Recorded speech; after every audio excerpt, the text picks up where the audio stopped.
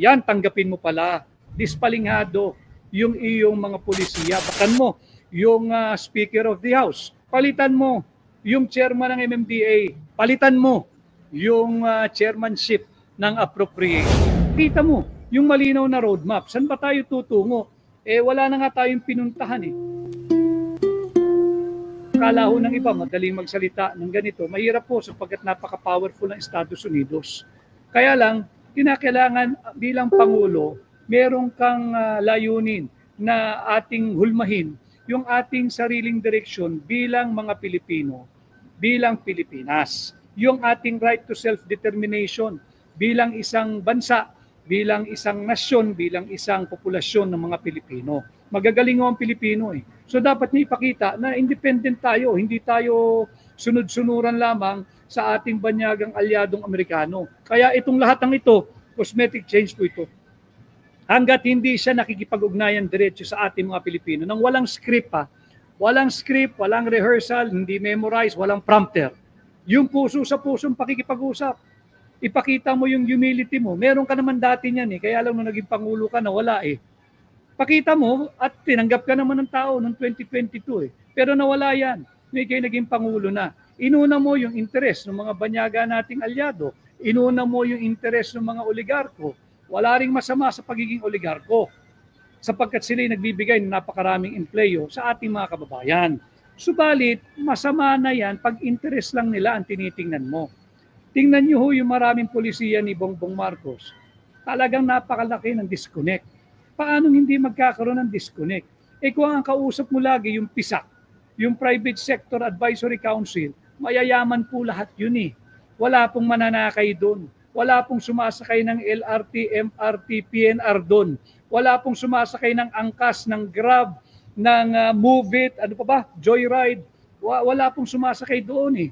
Wala pong sumasakay dyan sa mga yan ng economy class ng eroplano. Yan po yung mga naka-private jet. So may disconnect yung pulisiya mo pag yan ang kausap mo. Sapagkat hindi po nakakaramdam ng gutom yan. Hindi nakakaramdam yan ng pagtaas ng presyo ng produktong petrolyo lingguhan. Hindi po na nila nararamdaman yung pasanin ng inflation. Hindi po nila nararamdaman yung hirap na makapaghanap ng murang bigas. Yung 20 pesos kada kilo ng bigas na yung pinangako, hindi po nararamdaman ng pisak yun eh. They are not totally bad, no? I'm not saying that. Pero kung sila lagi ang kausap mo, dispalingado yung iyong mga pulisiya. Bakit? Uulitin ko, higit pong marami ang ordinaryong Pilipino na dumaranas araw-araw ng problema sa traffic. Yan, tanggapin mo pala. Yan, tanggapin mo. Yung resignation ng chairman ng MMDA, matagal mo na dapat tinanggal yan. Tingnan natin, dito natin masusukat mga kababayan. Tingnan natin kung tatanggapin niya yung resignation ng chairman ng MMDA. 3 taon ka na riyan sa pwesto, Ginoong Pangulong Marcos. Hindi mo rin kasi nararamdaman. Kaya nga sabi ko sa iyo, kausapin mo yung ordinaryong tao. Tanungin mo sa kanila kung bumuti yung lagay ng trapiko sa loob ng iyong administrasyon 3 taon na. Palitan mo yung chairman ng MMDA. Diyan natin masusukat yung sinseridad mo. Tingnan natin kung kanyang papalitan nung marunong, hindi yung basta lamang naging chairman, hindi mo naman alam kung paano patakbuhin yung traffic, pag-aangin, etc.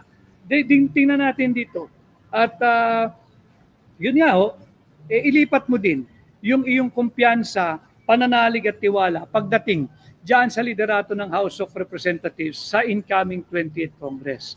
Palitan mo yung chairmanship ng appropriation.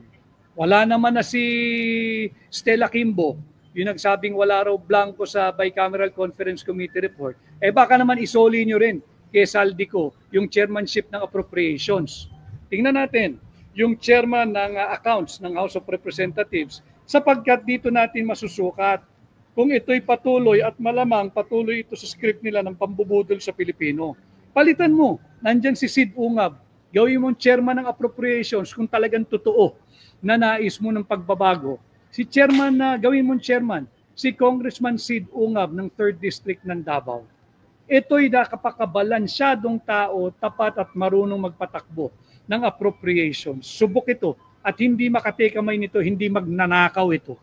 Diyan natin makikita, masusukat natin yan. Palitan mo yung Speaker of the House sapagkat nakikita naman natin, iba yung sinasabi ng Bongbong Marcos, iba yung sinusulong ng Speaker of the House. So para walang conflict, kagaya rin ng Yusek mo na sinabi mo gusto mo na ng kapayapaan at reconciliation sa mga Duterte at pinasinungalingan naman ng Yusek mo. Yusek lang ito kina-counterman,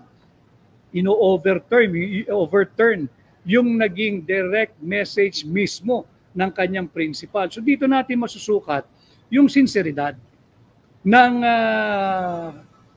kaakibat nitong naging pahayag na resignation ng mga cabinet members at dahil nga ito ay command responsibility. Ipakita mo yung malinaw na roadmap. Saan ba tayo tutungo?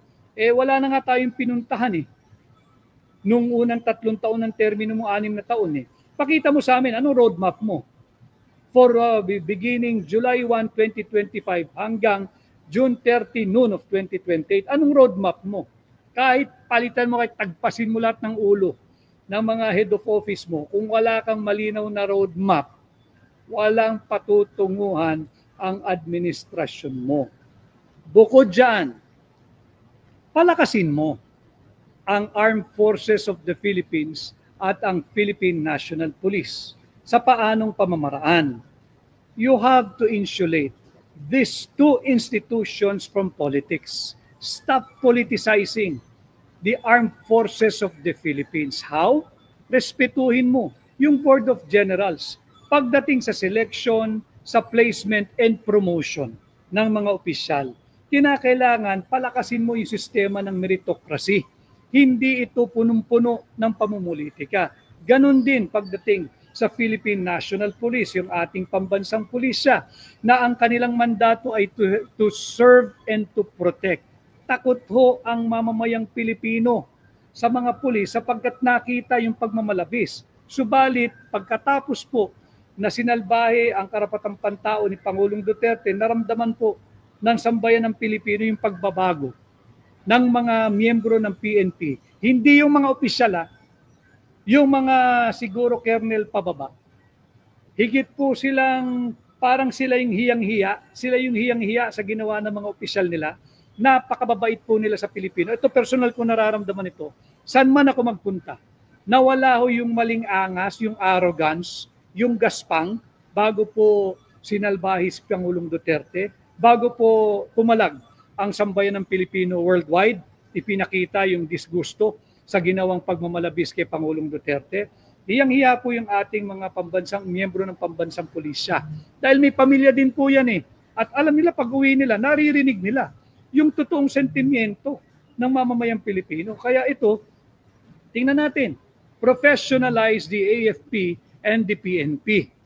Kung talagang sincero ka, professionalize the AFP and the PNP, respect the Board of Generals when it comes to the selection, the placement, and the promotion of officers sa AFP. Respect yung board din, yung ng PNP, yung pagpili ng promotion at yung mga nagiging general, hindi yung kung sinong malakas kung kanino, yun ang magiging general at yun ang magiging chief PNP. Bansa naman, sana maisip mo yan, bansa naman.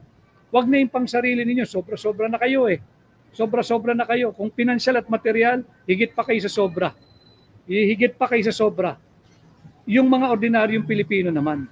At yun nga, palakasin ninyo yung AFP at PNP. Insulate niyo sa politika. Ikaw, wala ka na, naging presidente ka na Dapat legacy building ka na. Kaya lang, dapat from day one, legacy administration dapat ang iyong naging pananaw. Yun ang ating layunin. To be fair to him, yun po yung aming layunin. Kanya lang, nakinig sa iba. Yan ang nangyayari ngayon. At ulitin ko, yung Private Sector Advisory Council, yung mga tao doon, yung mga oligarko roon, they provide employment to millions of Filipinos collectively. Saludo tayo sa kanila, respetado natin sila. Pero kung sila lang lagi ang kausap mo, hindi po nakakaramdam ng traffic yan. Hindi sumasakay ng bus yan. Hindi sumasakay ng pump boat yan. Hindi nagfe-ferry ride yan. Hindi nagta-tricycle yan, walang Grab, walang Angkas, walang Move It, walang Joyride, kung ano pa. Hindi sumasakay ng economy yan pagdating sa eroplano.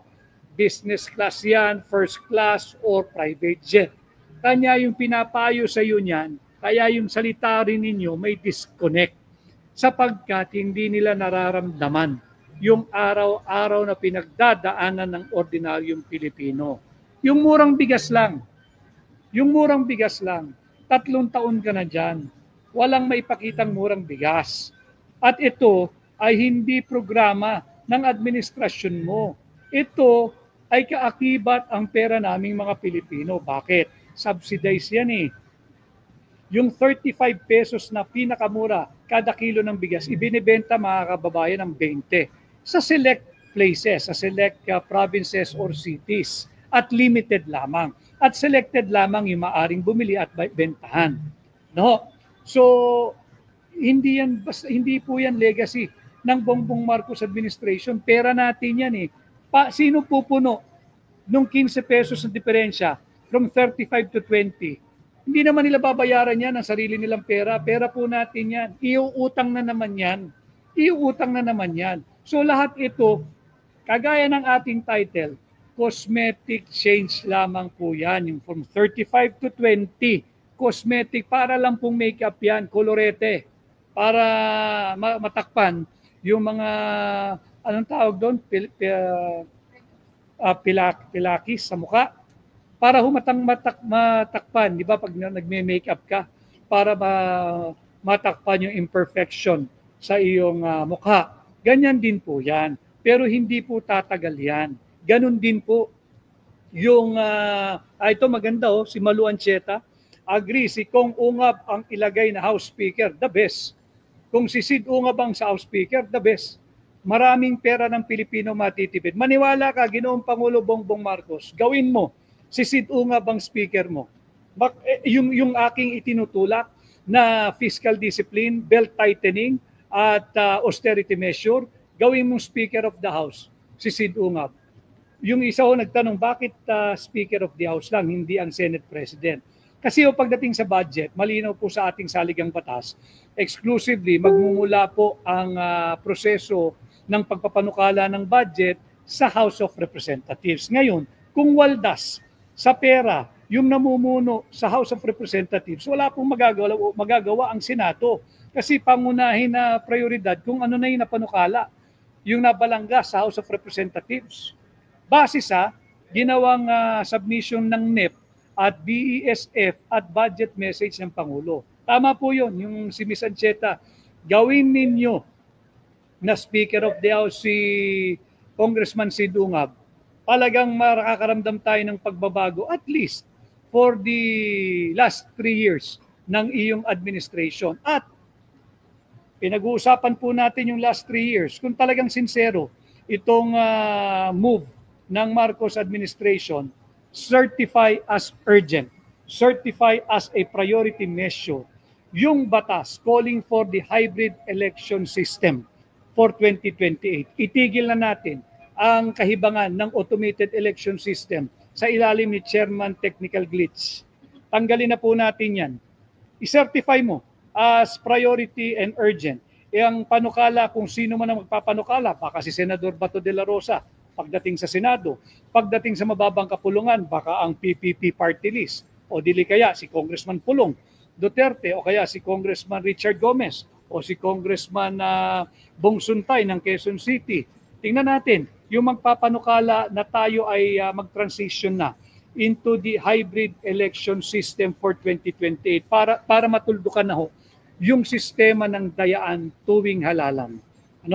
Si Branchi Mahontameno, maraming salamat sa pagsunod sa ating programa. Di ba obtuse to po ba na detain ka ng immigration sa US? Opo, ako po ay 2 beses nandoon lamang sa loob ng immigration office ng US. Isa nung ako ay nagpunta noong 2024 na mag-participate sa Independence Day March and Parade dyan po sa New York. Ako ay mag-isa doon sa office nila sa immigration ng mga isa't kalahating oras. Wala po akong kaso. At wala lang, andun lang ako nakaupo, bawal magtelepono, bawal lumabas, pwede kang gumamit ng palikuran, pero yun lamang. At alam ko naman, baka naibilin ho ako ron. Nayaan ko lang dahil naintindihan ko, border control yan eh, immigration yan. And after 1.5 hours, wala naman tinanong. Pinalabas din ako. Nung pagbalik ko ngayong January upang mag-book signing at tagpuin for the very first time si Binibining Maharlika sa California, 4 na oras na ho ako doon sa immigration office ng US Border Control. Pagka ikaw po ay hindi pwedeng gumamit ng telepono, hindi ka pwedeng lumabas ng kwarto at doon ka lang, detention po yun. Any moment na deprive ka ng liberty mo, detention yun. So, 4 na oras, wala rin. Wala ho akong kaso eh. Ang inaantay ko na lang, the worst thing that can happen to me back then, airport to airport po ako. Meaning, pagdating ko ron, papauwiin ako. Lingid po naman sa kanilang kaalaman, pagka yun po ang maging hatol nila sa akin, sa totoo lang ho, hindi nila alam, they will be doing me a favor. Why? Para lang ako nagpapagod ng 1 buong araw, pero I will be sleeping again with my children. Happy ako doon. Kaya inaantay ko lang. Pero eventually, after 4 hours, wala. Pinakawalan din ako. At walang tinanong. Walang tinanong. So, marami pong nag-iimbita sa ating mga kababayan dyan sa Estados Unidos. Gustuhin ko man po, tingnan ko muna at hindi po tayo ini-welcome ng maayos dyan. So si Justin Lane, shout out Attorney Vic. Si Connie Balatbat, dinaya naman talaga Duterte. Si Gobato at Marcoleta, di nila magalaw. Si Jemtan Dayano, Attorney, pupunta po ba kayo this May sa Netherlands? Wala pa ho akong visa. Alam ko pong may magaganap na malaking pagtitipon dyan sa May 24. Kailan po ba yun? Ngayong Sabado ba? Ano ba ngayon? 21? 24 po sa Sabado. May malaking pagkilos na gagawin. Sana po ay makibahagi kayo. Si Carlos Defensor, nasa na yun? Basahin ko lang. Ano ba ito? Carlos Defensor, Colossus Defensor. Attorney Vic, baka may siluin na naman nila ang mga Duterte supporters na ilalagay nilang tao sa gobyerno kagaya ng ginawa nila kay VP Sara. Then palalabasin masama na naman ang mga Duterte. Colossus Defensor, hindi nabebenta yun. Nakita ng tao at nakita nga natin referendum itong midterm eh. At sa referendum na ito, rejected ang Marcos administration. At kung totoo, yung nagiging panawagan ni Bongbong Marcos, sukatin natin kung hindi cosmetic change ito. Kay Nene Canlas, People Senator, Attorney Vic Rodriguez, maisog, marami pong salamat. Si Antonio Seron, basahin lang po natin. Masyado kang demanding, dapat wag mong pakialaman ang Senado at House of Representatives. Tanggapin mo na lang ang pagkatalo mo sa eleksyon. Tinatanggap ko po eh. Wala naman tayong diferensya doon, Antonio Seron. Talaga pong demanding ako. Dahil yung sinasahod po ng mga senador at House of Representatives, pera po naming mga Pilipino yon. Kami, yung mga nagbabayad ng buwis. Kaya siguro hindi mo alam yan, hindi ka nagbabayad ng buwis. Pero magkaganon pa man, let me just educate you briefly. Kahit hindi ka nagbabayad sa pamamagitan ng iyong income tax return, hindi mo lang alam ito kasi hindi ka nag-aaral. Every time na may binibili ka, grocery, nagbabayad ka ng kung ano-ano, may share ka dyan kasi nga nagbabayad ka ng share mo through the VAT, yung value added tax. Kanya kasali ka dyan. Kung hindi ka nagbabayad ng inyong income tax tuwing monthly o annually o quarterly or semi-annually, hindi ibig sabihin wala kang share in nation building through payment of taxes. Every time na bibili ka, kahit kumakain ka sa fast food, meron kang binabayaran na buwis through the VAT. So, kabahagi ka dyan, dapat mong pahalagahan yung pera nating mga Pilipino at hindi ka dapat walang bahala dahil nga meron ka namang contribution din sa nation building in the form of taxes na iyong binabayad through VAT. Kay Jocelyn Buencamino, May 24 Saturday po. Ayan po, yung sa Netherlands. Po akong visa So hindi po ako makakadalo sa May 24, pero ako po yung nagpahatid na ng video message. Ang May 24 po ay yung Grand Solidarity Get Together, yung mga Pilipino po na nandyan sa Europa, Unite for Duterte, isang lahi, isang diwa. Ito ang non-negotiable condition na hingin natin o proof of sincerity kay Bongbong Marcos. Iuwi mo si Tatay Digong naming mga Pilipino. At baka sakali ay paniwalaan ka at pagkatiwalaan ka namin muli. So yun po, wag tayong bibigay. Maaari po kayong makiliti dito sa mga pronouncement ng Malacanang, ang mga tila cosmetic change, pero wag po kayong bibigay sapagkat yan po ay command responsibility. Kung sino po ang pinuno, kung nagkamali-mali yung kanyang mga tauhan, dahil po yan ay mahina ang namumuno at sa pagkakamali ng pinuno. Kanya ulitin ko, maaari po kayong makiliti, wala lang pong bibigay. Muli ho, maraming salamat sa pagsama ninyo, tinig maisog, at I hope you enjoyed your lunch with me. I'll see you again. Ako po muli, si Attorney Vic Rodriguez, Pilipino Abogado, maisog.